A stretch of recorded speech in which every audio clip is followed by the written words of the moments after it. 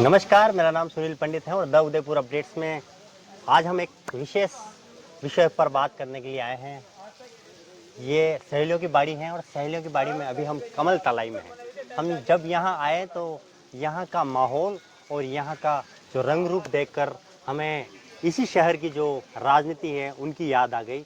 और चूँकि हमारे साथ में सतीश भैया हैं, तो सतीश भैया से कुछ जो राजनीतिक पहलू है हम उन पर बात करने का हमारा मन बना।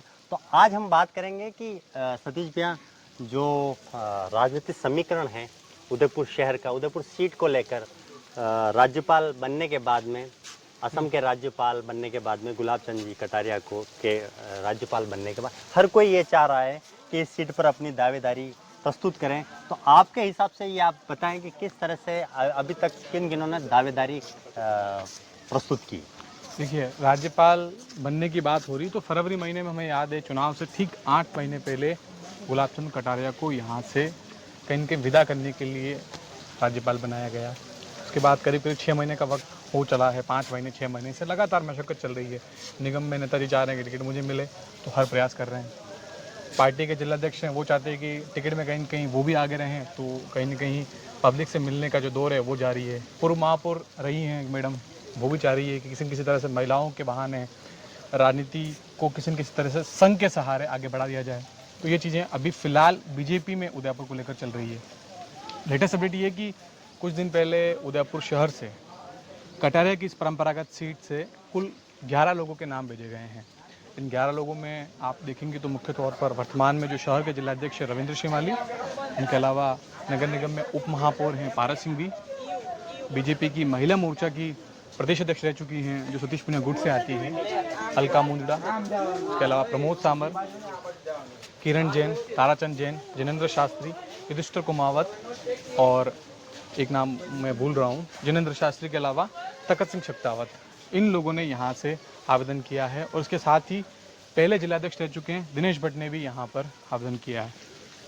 अगर आप जातिगत लिहाज से बात करेंगे तो उन 11 नामों में सर्वाधिक नाम जो हैं वो जैन समाज से आते हैं और उन सर्वाधिक नामों में भी एक परिवार से ताल्लुक़ रखने वाले एक ही परिवार के लोग जो हैं, ताराचंद जैन, उनकी भाई की पत्नी किरण जैन और उन्हीं का भतीजा जिनेंद्र शास्त्री शामिल है। एक ही तो परिवार यानी एक परिवार के 3 नाम तो यहाँ पर संगठन ने भेजे हैं। उन्होंने दावेदारी जताई होगी तो संगठन ने भेजी होगी। इसके अलावा ब्राह्मण समाज की अगर बात करेंगे तो ब्राह्मण समाज से रविंद्र शिमाली और दिनेश भट्ट को यहाँ शामिल किया है। ओबीसी से यहाँ पर चेहरे को शामिल करते हुए युधिष्ठिर कुमावत का नाम भेजा गया। तो वैश्य समाज को ध्यान में रखते हुए माहेश्वरी समाज से आने वाली, माहेश्वरी वर्ग से आने वाली अलका मुंडा के नाम को भी शामिल किया गया है। इसके अलावा किसी भी तरह से जातिगत दावेदारी भी कहीं कहीं बैलेंस की जा सके तो तखत सिंह जो जनरल से आते हैं, राजपूत समाज से आते हैं, उन्हें भी रखा गया है। और कुल मिलाकर ओवरऑल बात यह है कि यहाँ से जो 11 नाम गए हैं वो सभी यहाँ पर स्थानीय हैं। लगातार दावेदारी रखने वाले के गुप्ता जो पिछले 2 महीने से विरोध का सामना कर रहे हैं, अब वो यहाँ थोड़े अलग थलग फीके लग रहे हैं। उनकी जो राजनीतिक स्टाइल है वो यहाँ थोड़ी सी कमजोर हो रही है। और खास बात यह कि इन 11 नामों में उनका नाम शामिल नहीं है। क्या कारण रहा है? के गुप्ता ने जिस तरह से करीब मुझे याद है होली से ठीक पहले, शायद 2 दिन या 3 दिन पहले की बात, उन्होंने एक प्रेस कॉन्फ्रेंस की थी और अपनी इच्छा कहीं न कहीं अनौपचारिक रूप से जताई थी कि शायद संगठन मुझे मौका दे तो मैं इस तरह से काम करूंगा, शहर को लेकर मेरा ये विजन है।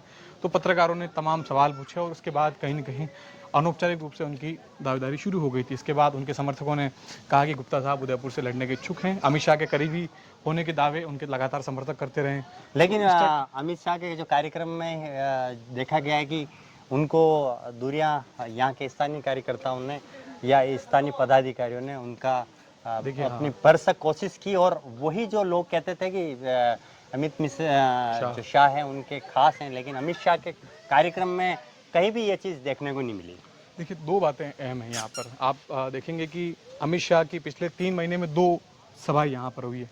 एक सभा हुई है उदयपुर में यहाँ पर सभा होती है। तो अमित शाह की सभा में सभा स्थल के आसपास भी गुप्ता साहब नहीं आते हैं। वो सिर्फ और सिर्फ शहर के चौराहों पर, शहर के उस रूट पर पोस्टर लगाकर गुप्ता समाज और वैश्य समाज से आने वाले नेताओं के, मतलब समाज के नेताओं के साथ वो खड़े नजर आते हैं। तो वहाँ पर वो कहीं न कहीं सभा स्थल के पास नहीं आ पाए। हालांकि उन्हें आने नहीं दिया गया या वो आ नहीं पाए, अपने आप में ये भी एक बड़ा प्रश्न है। और वहाँ पर भी वो जो दावे कर रहे थे और करीबी बातें होने की हो रही थी, वो वहाँ नज़र नहीं है। इसके बाद हाल ही में भी बेनेश्वर में सभा हुई है, बीजेपी की परिवर्तन यात्रा के जरिए अमित शाह ने यहाँ से आगाज़ किया जो कोटा तक जाएगी। तो वहाँ पर भी अमित शाह से किस तरह से वो मिल सकें, उसको लेकर भी तमाम सियासी बातें हो रही है। हालांकि यहाँ पर वो मिले हैं, स्वागत किया है और अच्छी मुलाकात हुई, ये बताते हैं। लेकिन अगर मुख्य तौर पर हम बात करते हैं तो इस सीट के साथ साथ एक सबसे बड़ी बात, सबसे महत्वपूर्ण बात ये कि यहाँ वही होगा जिसे असम से बेटे महामहिम की सहमति मिलेगी। ये तमाम चर्चा हो रही है। हालांकि इसी बीच तमाम लोग ये भी कहते हैं कि उनकी सहमति मिले ना मिले, शायद संगठन इस बार कुछ अलग कर सकता है। लेकिन इस बात के कहीं न कहीं कयास लगातार जाए कि भाई जिनकी सहमति असम वाले महामहिम की होगी उन्हें टिकट मिलेगा। हम सहमति में 3 नाम मुख्य तौर पर आते हैं जिनके नाम पर नेताजी तैयार हो सकते हैं। उसमें प्रमुख नाम अगर आप जैन समाज से देखते हैं तो रजनी डांगी और प्रमोद सामंत, ये 2 बड़े चेहरे हो सकते हैं। और ब्राह्मण समाज से अगर मुझे लगता है सहमति बनाने की अगर स्थिति नज़र आती है और न्यूट्रलाइज होकर किसी चीज़ पर सोचनी पड़ेगी तो वो नाम बनता है रविंद्र शिमाली। तो फिलहाल यहाँ पर सबसे मुख्य नाम है रजनी डांगी, उसके बाद रविंद्र शिमाली, और अगर समाज वाइज भी हम देखें तो पारस सिंह भी लगातार अपने आप को दौड़ में आगे बता रहे हैं। निगम के जरिए पार्षदों को यहाँ पर एक करके ये मैसेज सियासी तौर पर देने की कोशिश हो रही है कि निगम मैंने संभाल ली है, निगम के बाद अब मेरा अगला लक्ष्य विधायक का है। और पारस सिंह भी अपने आप को दौड़ में आगे बता रहे हैं। फिलहाल क्या कुछ होगा ये तो वक्त पे छोड़ना चाहिए। मेरा ये सवाल है, क्योंकि हम ग्राउंड पे जाते हैं, बहुत सारे लोगों से बातचीत करते हैं, उनके व्यू लेते हैं और फिर हमारा एक नज़रिया हम लोगों के साथ में पेश करते हैं। तो अभी आप देखेंगे कि कौन ऐसा दावेदार है जो भारी पड़ता हुआ इन 11 कैंडिडेट पर भारी पड़ता हुआ नज़र आ रहा है, चाहे उसका व्यक्तिगत रूप से देखा जाए या गुलाब जी के प्रति देखा जाए या आम लोगों के प्रति देखा जाए। क्योंकि टिकट चयन का इस बार जो तरीका है वो रोचक इसलिए होने का दिख रहा है कि लोगों में कितना कनेक्टिविटी है, लोगों की कनेक्टिविटी के साथ में आम पदाधिकारियों से उसका कैसा घुलना मिलना है और वो कितना विरोधियों को। देखिए 11 नाम मैंने आपको बताए थे, इनमें से मुझे लगता है अगर सार्वजनिक तौर पर अगर हम ये बात कहें तो सर्वसहमति सिर्फ और सिर्फ एक नाम पे बन सकती है जिसके नाम पर बहुत ज़्यादा विवाद नहीं हो, नाम मात्र के विवाद हो। वो विवाद वाला व्यक्ति अगर कोई नहीं है तो वो है रविंद्र शिमाली। चूँकि उनका थोड़ा उम्र का एक बड़ा कारण पब्लिक में प्रचारित किया जा रहा है, 67 वर्ष की उम्र है और ये कहा जा रहा है कि बीजेपी इस उम्र में शायद ही मौका दे। एक धड़ा बीजेपी का ये भी कहता है कि उन्हें यूआईटी का चेयरमैन पद मिल चुका है, सभापति रह चुके हैं, 3 बार पार्षद रह चुके हैं और कहीं न कहीं उन्हें जितना मिलना चाहिए था वो अधिकतम मिला है। ब्राह्मण समाज के लिए बीजेपी जो कर सकती थी उसमें से उन्हें जो दिया जाना चाहिए वो उन्हें मिल चुका है। तो तमाम चीज़ों के बीच उनकी मुझे लगता है अगर कोई बड़ी कमजोरी है तो वो उम्र की हो सकती है। उसके अलावा समाज की जो लॉबिंग है यहाँ पर आप देखेंगे राजस्थान की तमाम सीटों पर, इसमें कोई कहने में हिचक नहीं होनी चाहिए कि समाज का दबदबा रहता है हर सीट पर। तो यहाँ पर भी मुख्य तौर पर जैन समाज वर्सेस ब्राह्मण समाज की स्थिति बनती है। दूसरे समाज की स्थिति उस तौर पर यहाँ पर मजबूत नहीं कही जा सकती। जैन समाज पूरी लॉबिंग कर रहा है, समाज से जुड़े तमाम लोग चाहेंगे कि अपने समाज के व्यक्ति को टिकट दिलाया जाए, टिकट में कहीं न कहीं वो आगे रहे। तो तमाम जैन समाज से जुड़े लोग हैं वो भी रजनी डांगी, पारस सिंह भी प्रमोद सामंत के इर्द गिर्द कहीं न कहीं होते नजर आ रहे हैं।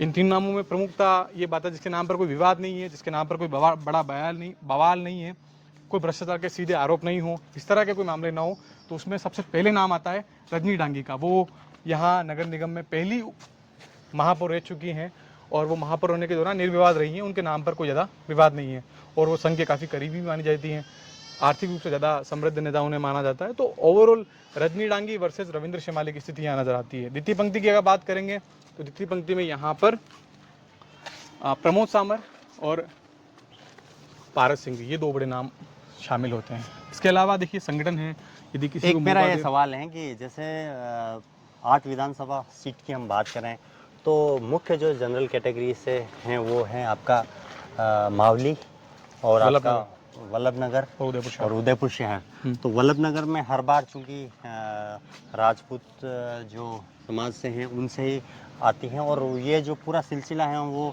कहीं न कहीं इनके इर्द गिर्द ही चलता रहता है जो अभी। लेकिन अभी जो मावली की जो सिचुएशन आ रही है, मावली में आपका अगर मावली और उदयपुर की मैं यहाँ बात इसलिए करना चाह रहा हूँ कि आपको इन दोनों को साधना है। एक जने को पिछली बार जो हुआ था आपने देखा होगा कि धर्मनाथ जोशी को आपने को मावली भेजा गया और यहाँ से लड़ा। इस बार भी वो चीज़ आ रही है, तो ये कैसे जो पार्टी है इस चुनौती से कैसे निपटी?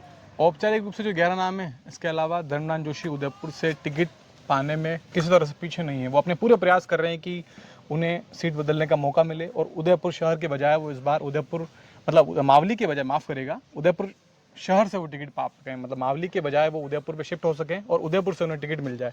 हालांकि ये स्थिति प्रैक्टिकल थोड़ी कम नज़र आती है कि उनके नाम पर विरोध ज़्यादा है। मावली में भी उनके नाम पर विरोध की बातें कही जाती रही है। हालांकि वो दावा करते हैं कि साहब विकास को लेकर उन्होंने कोई कमी नहीं रखी, मगर उनके नाम पर भी विरोध है। तो देखिए, कास्ट के लिहाज से अगर आप बात करेंगे तो एक राजपूत आपको देना है, मतलब एक राजपूत समाज के व्यक्ति को टिकट देना है, एक ब्राह्मण समाज को देना है और जैन को भी देना है। अब मावली में अगर आप ये फैक्ट को समझिए कि मावली में मान लीजिए जैन समाज से आने वाले दिनेश जी को टिकट मिलता है, उन्हें अगर टिकट मिलता है मावली से, तो आप ये मानकर चलिए कि उदयपुर शहर से जैन समाज की टिकट की जो बात है वो यहाँ पर संभव होती नज़र नहीं आएगी। तो कहीं ना कहीं आपको बैलेंस करने के लिए, उस चीज़ को साधने के लिए ब्राह्मणों को साथ रखना पड़ेगा, और ब्राह्मण को साथ रखने के लिए आपको उदयपुर में किसी न किसी ब्राह्मण नेता को मौका देना पड़ेगा। और वो सर्वसम्मति जो बनती है वो रविंद्र शिमाली के नाम पर बनती है, और उनके नाम पर कोई अगर चीज़ें होती है तो सेकंड नाम यहाँ पर, मुख्य नाम जो दो हैं उनमें से एक है दिनेश भट्ट, वो बनती है। अब काफ़ी हद तक ये निर्भर करता है कि मावली और वल्लभनगर में लगभग राजपूत का होना तय है, क्योंकि अब तक क्या आप इतिहास को देखेंगे, जब से चुनाव शुरू हुए हैं तब से लेकर अब तक जब भी जो विधायक बने हैं वो राजपूती बने हैं। मतलब ये माना जाता है कि वहाँ जीतने वाला व्यक्ति राजपूत ही रहा है। बीजेपी ने उपचुनाव में यहाँ पर राजपूत को मौका दिया है। देख लीजिए, हिम्मत सिंह झाला को मौका मिला, मगर वो भी ज़्यादा बेहतर कुछ कर नहीं पाए। प्रीति शक्ता राजपूत हैं कांग्रेस से आने वाली, तो वहाँ पर तो राजपूत समाज के इर्द गिर्द सियासत घूमती नजर आती है। मगर मावली में एक्सपेरिमेंटल सीट मान सकते हैं। वहाँ पर आप देखेंगे कांग्रेस ने जो है 2018 में पहले लाल सिंह झाला को टिकट दिया था कांग्रेस से, टिकट एंड टाइम पे बदला। उसके डांगी का बहुत ज़्यादा विरोध था इस सीट को लेकर, और इस सीट के विरोध के बाद वापस टिकट रिप्लेस हुआ, और हार्दिक पटेल के इंटरफेयर के बाद वहाँ पर फिर मौका मिला उसके डांगी को। हालांकि वो सीट हार गए, वहाँ धर्मनाथ जोशी विधायक बन गए, और बीजेपी के 5 साल भी यहाँ पर पूरे हो चुके हैं। तो अब काफ़ी हद तक निर्भर करता है कि मावली में अगर किसी ब्राह्मण को मौका मिलता है तो उदयपुर शहर से नहीं मिल सकता, और शहर से अगर किसी ब्राह्मण को मिलेगा तो मावली में नहीं मिलेगा। तो इस बार जैन समाज से आने वाले दिनेश जी जो दावेदारी मावली से रख रहे हैं, तो वो भी काफ़ी हद तक अगर वहाँ से वो कामयाब हो पाते हैं तो यहाँ पर कहीं न कहीं ब्राह्मण के आने की संभावनाएं बहुत ज़्यादा बढ़ जाती है। और यहाँ अगर किसी जैन को मिला तो ब्राह्मण या किसी अन्य वर्ग को हो सकता है उसमें डांगी को यहाँ पर दिया जा सकता है, दलित सिंह को या किसी और को, या कुलदीप सिंह भी एक वहाँ दावेदार है राजपूत समाज से। लेकिन समस्या ये है कि वल्लभनगर से भी राजपूत समाज को टिकट दे दिया जाए, मावली से भी दे दी जाए, और किसी और सीट पर भी दे दिया जाए, तो वो थोड़ा मुमकिन नहीं लगता जातिगत बैलेंस को देखते हुए। तो चीज़ें ये बन रही हैं यहाँ पर। तो ये थे सतीश भैया टीवी टुडे ग्रुप के रिपोर्टर हैं, और द उदयपुर अपडेट से आपको ये कैसा लगा ज़रूर बताएं।